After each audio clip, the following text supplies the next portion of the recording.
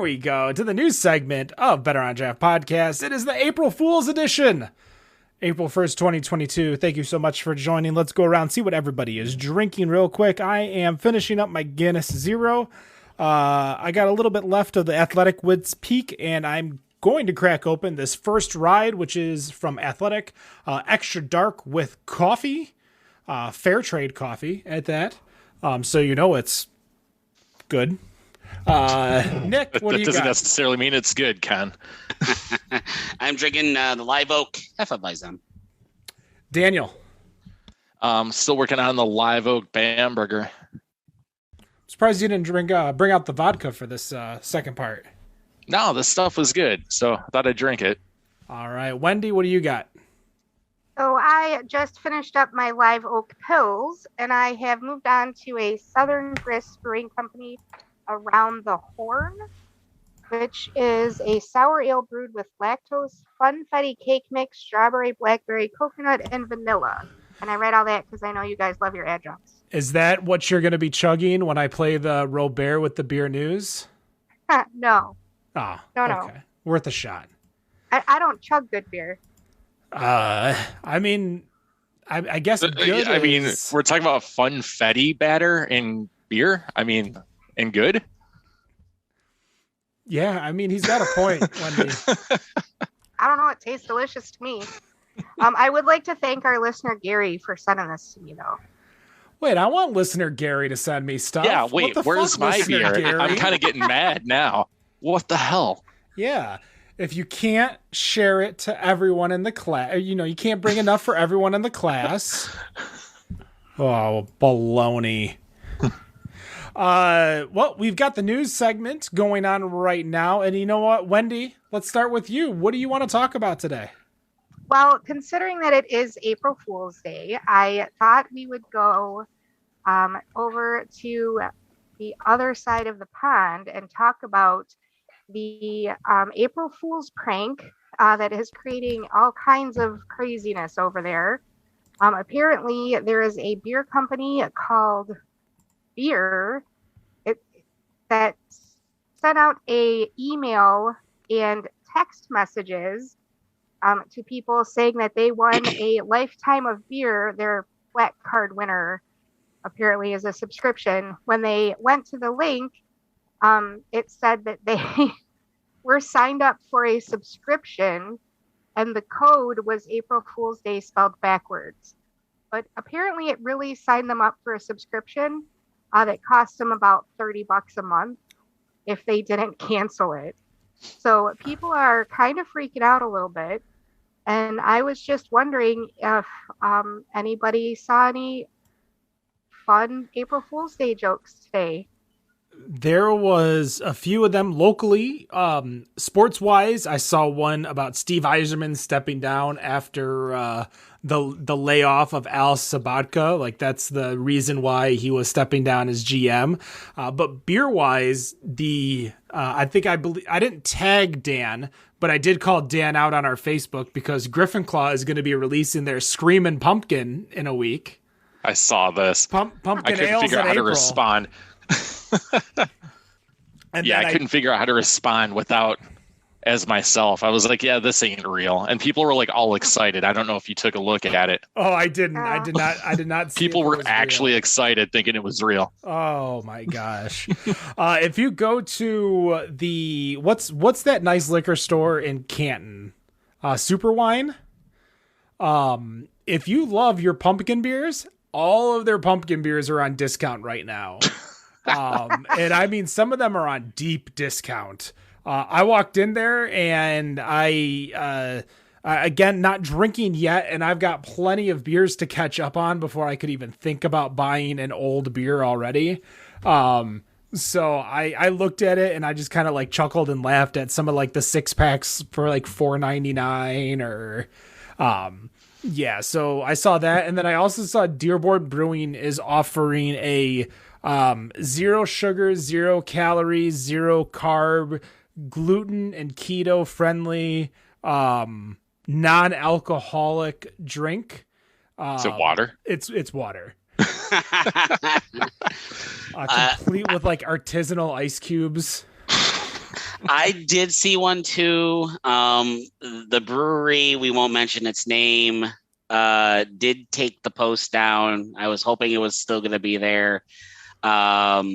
It's Rob's favorite brewery. We'll just leave it like that.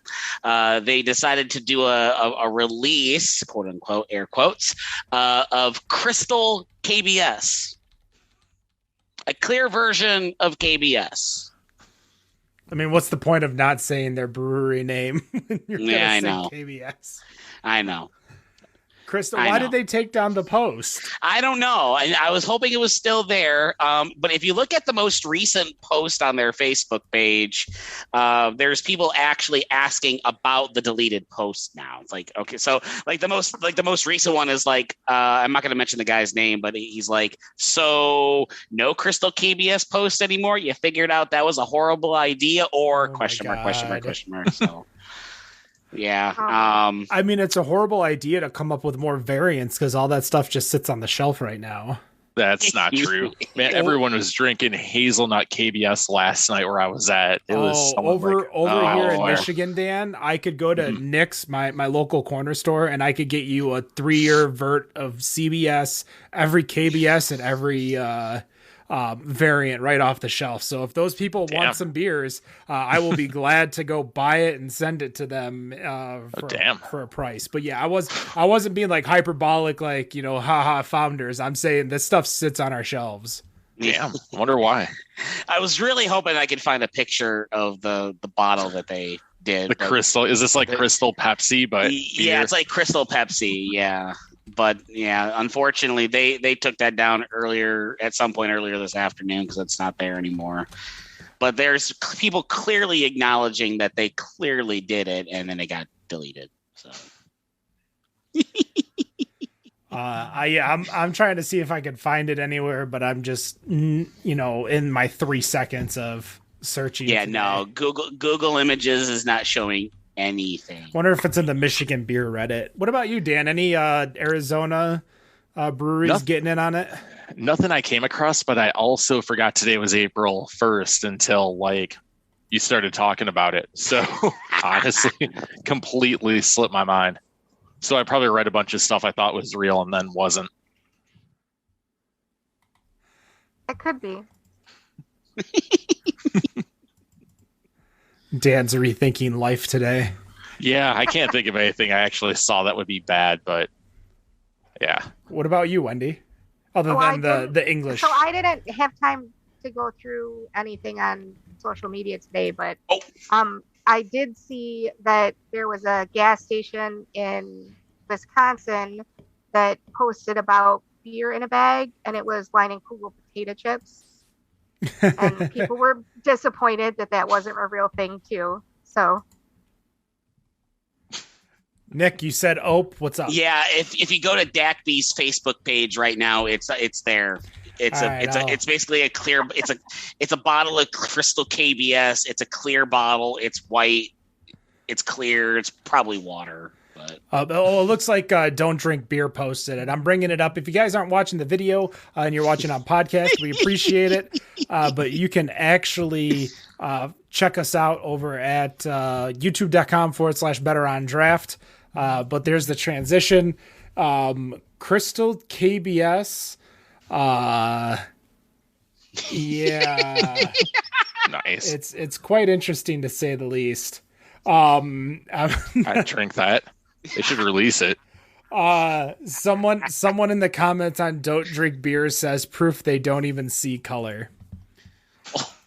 It's amazing. And that is probably one of the best comments I've seen in a long time. Oh, gosh. Oh, my Lord.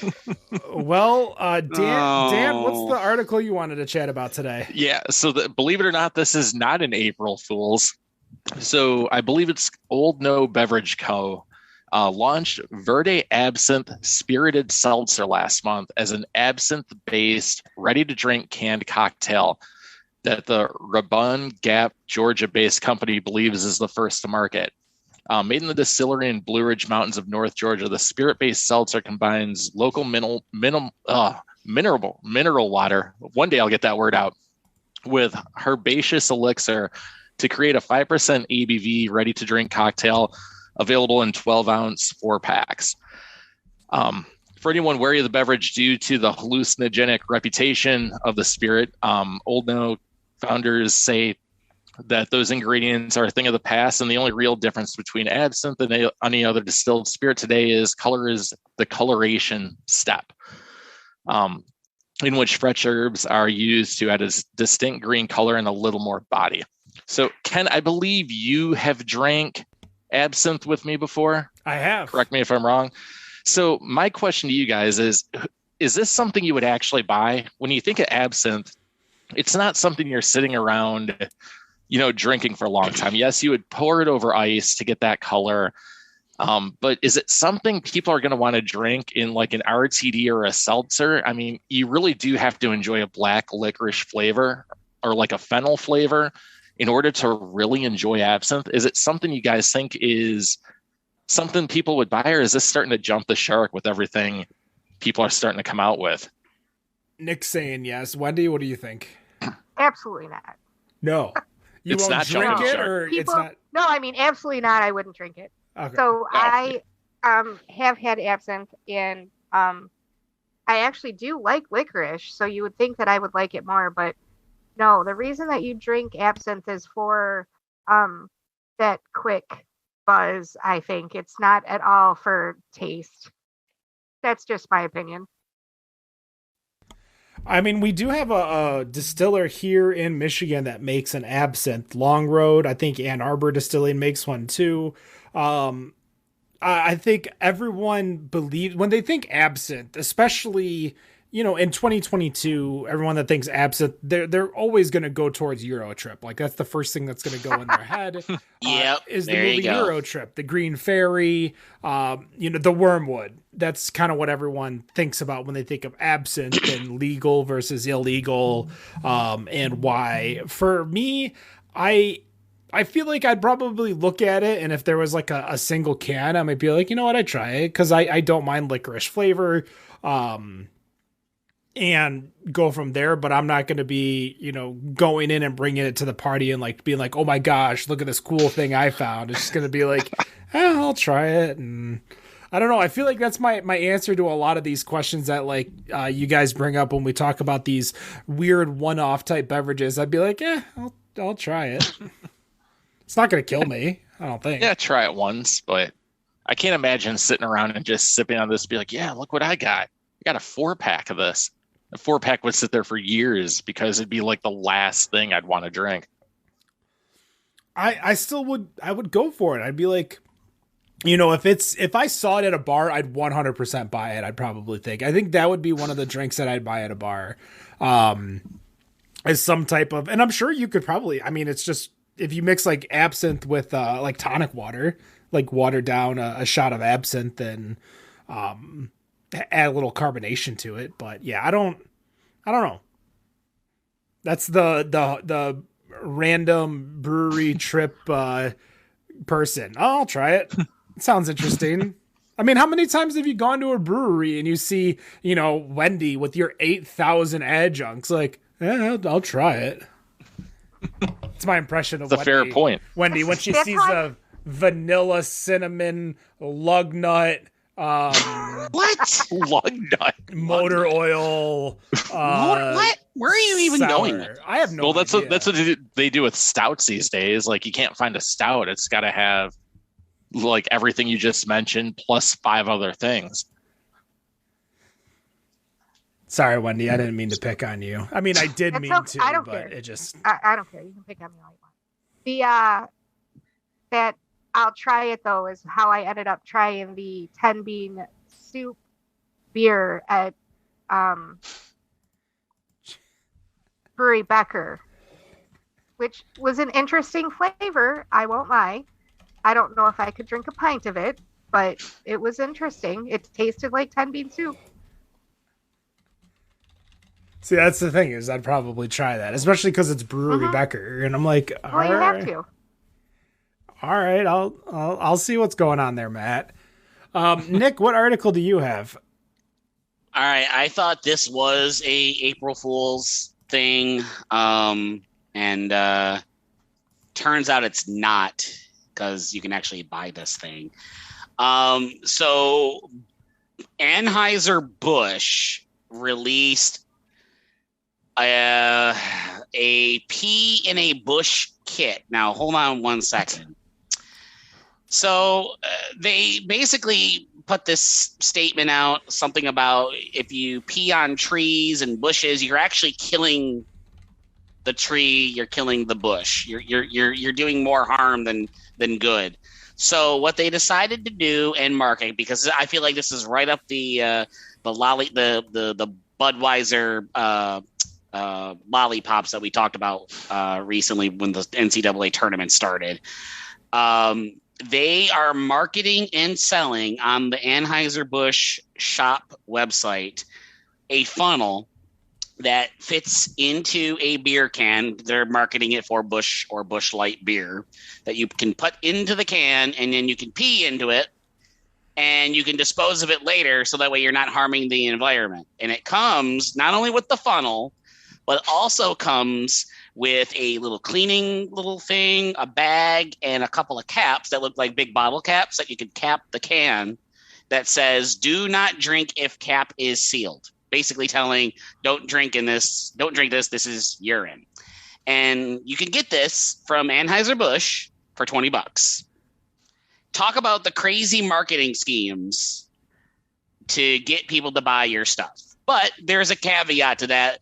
100% of the proceeds are actually going to charity, to an organization called One Tree Planted. So there is some charity work behind it. But out of all of the crazy marketing schemes, this is probably by far the most craziest I've seen since we've been doing the news and doing the show.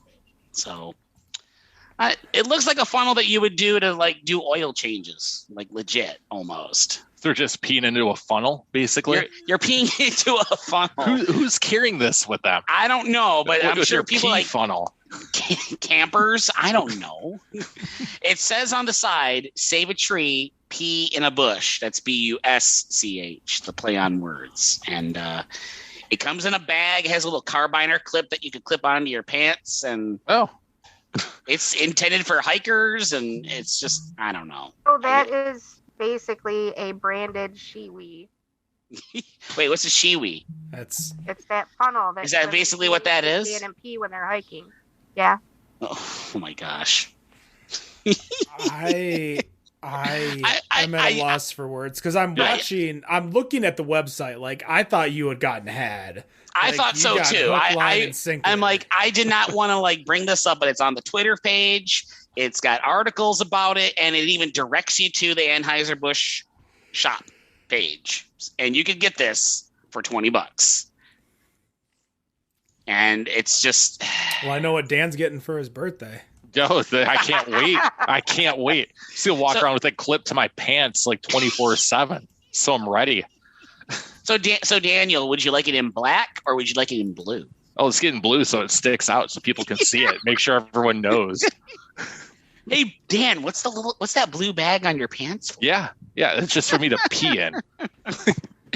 I don't know. It is only $9, so apparently branding is everything. Yeah, I guess so. I don't know, but I was reluctant to do it unless I actually found this on the actual website, and lo and behold, it's Busch has got it. Anheuser-Busch has got it. So I think we've seen it all, but we've been proven wrong time and time again on this show that there's always something crazier.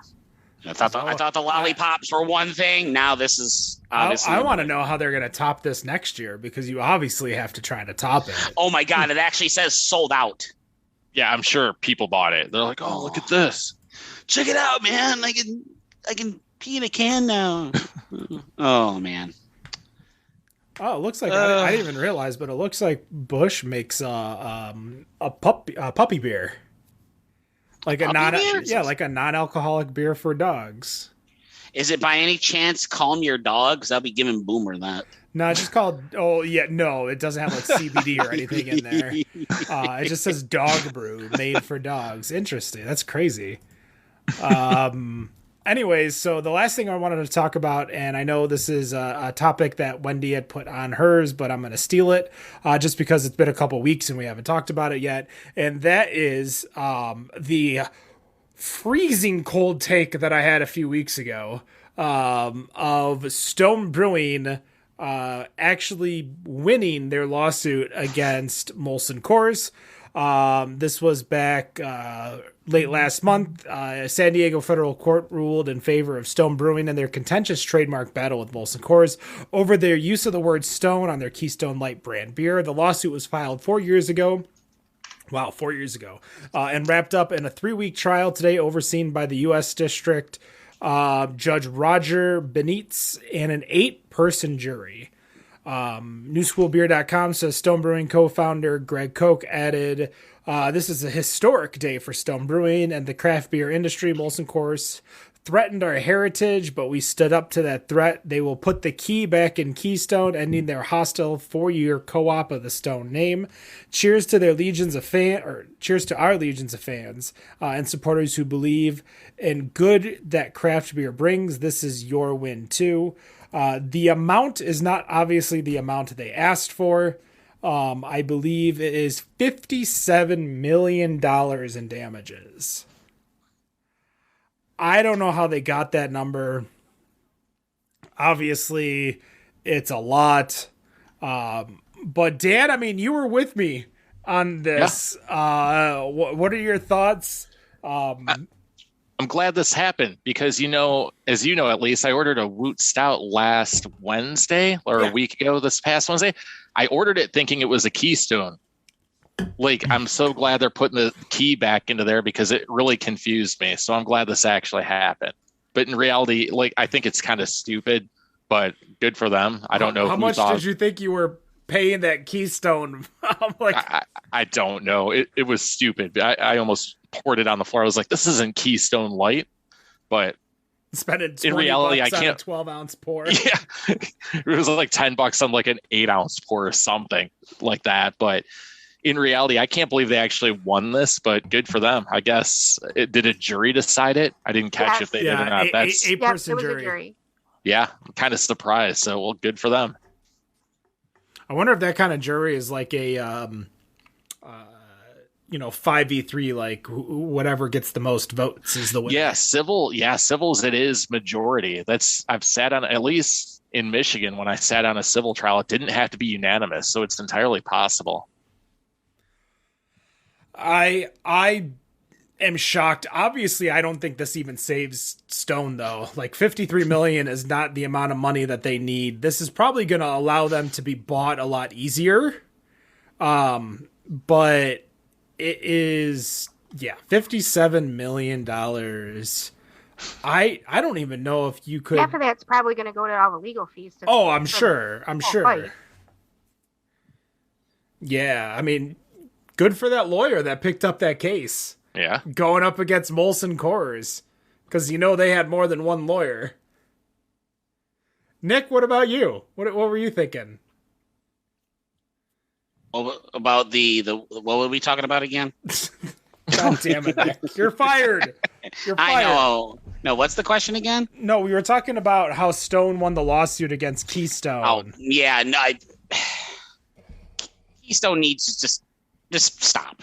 Just stop. I'm happy that Stone I'm happy that one of the craft brewers actually won one of these crazy lawsuits, but you can't. No, you just can't.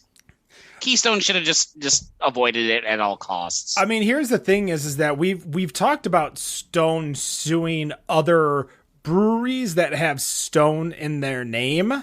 Mm-hmm. Except for Firestone, which they have some type of agreement with on Firestone. Maybe we'll ask them here in a week, I think, is when we have our interview with Firestone. It'll be a week or two, yep. Yeah, so maybe we can, ask them on or offline. But for us, we've seen breweries that, are really, really small get bullied by Stone.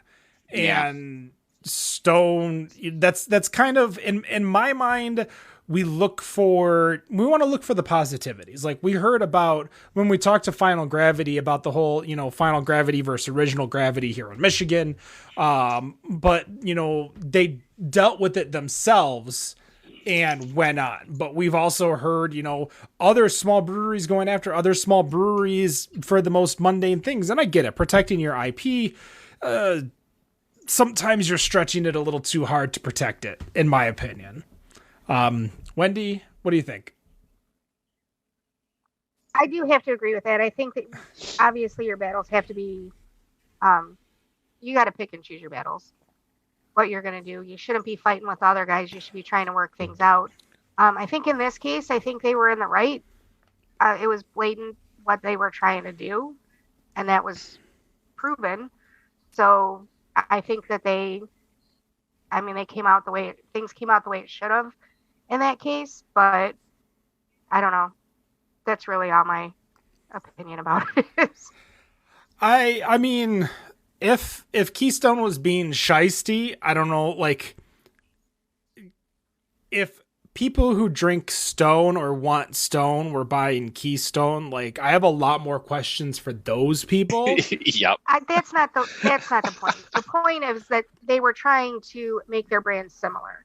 And that's something that you have seen happen with other brands through the larger companies. They try to make their brands similar to the ones so that they can try and get that cut of the market. And really, like, they have enough of their cut. Let the little guys be, is my opinion. But all right. That's going to do it. That's the news. Better on Draft Podcast, April 1st. No King of the Hill tonight. We will be back hopefully next week with Quizmaster Rob to see if he can. I think he won last time. Yeah, because every kiss begins with J. I think that was a few weeks ago. You fucked that up. Yeah, that was 2 weeks ago. You're right. Yeah. I forgot I wasn't here last week. Now he's too busy listening to the new Meshuggah album to show up, which is nice. But yeah, I've got a litany of questions. So we'll do it. I believe next week we have a couple of interviews. That's right. We've got Shiner, Spetzel Brewing, and Firestone Walker. Following that, we have Wiley Roots, and then we're going to be chatting with World Expo of Beer. So a great fun-filled April here in Michigan and I guess Arizona. That's going to do it. Better on Draft Podcast. No matter what you think of your beer, we think it's Better on Draft. Have a good night.